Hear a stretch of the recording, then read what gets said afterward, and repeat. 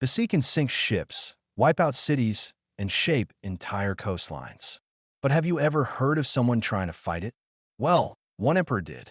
And not just any emperor. Xerxes I of Persia, ruler of the largest empire in the world. In one of the strangest moments in history, he stood before the ocean, declared war on it, and tried to punish it. Sounds ridiculous? Wait till you hear what happened next. It was 480 BCE.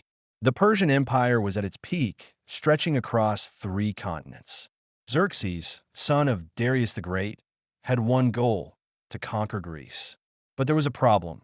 The only way to get his massive army across was to cross the Hellespont, a narrow strait that separates Asia from Europe. To solve this, his engineers built a massive floating bridge using hundreds of ships tied together with heavy ropes. It was a remarkable feat of engineering, and Xerxes was confident his mighty army would march over it effortlessly. But nature had other plans. Before his army could cross, a violent storm destroyed the entire bridge. The raging waves snapped the ropes, shattered the wooden planks, and sent the ships drifting away like leaves in the wind. It was a humiliating setback. Xerxes was furious. And what do powerful rulers do when they're angry? They seek revenge. But instead of blaming the engineers or bad luck, Xerxes blamed the sea. And so, in one of the most bizarre acts in history, the Persian king declared war on the ocean. His soldiers were ordered to march down to the shore and whip the sea 300 times as a punishment. Not just that, they also threw shackles into the water as if to chain it down. Some accounts even claim that soldiers stabbed the waves with their swords, screaming curses at the water for its disobedience. The message was clear.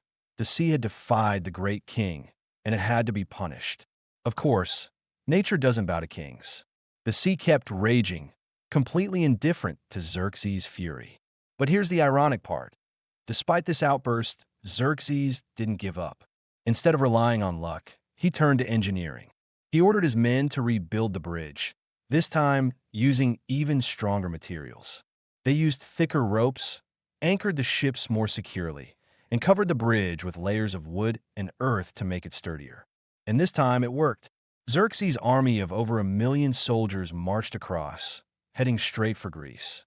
But while he won the battle against the sea, he didn't win the war. Despite having the largest army in the world, Xerxes suffered a devastating defeat at the hands of the Greeks. His navy was crushed at the Battle of Salamis, and his army was pushed back after the Battle of Plataea.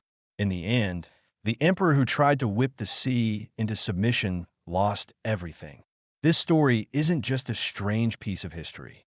It's a reminder that no matter how powerful you are, you can't control nature.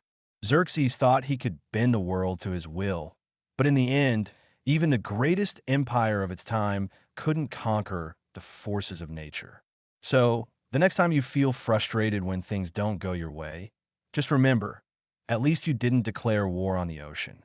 If you found this story fascinating, make sure to like, share, and subscribe for more incredible moments from history.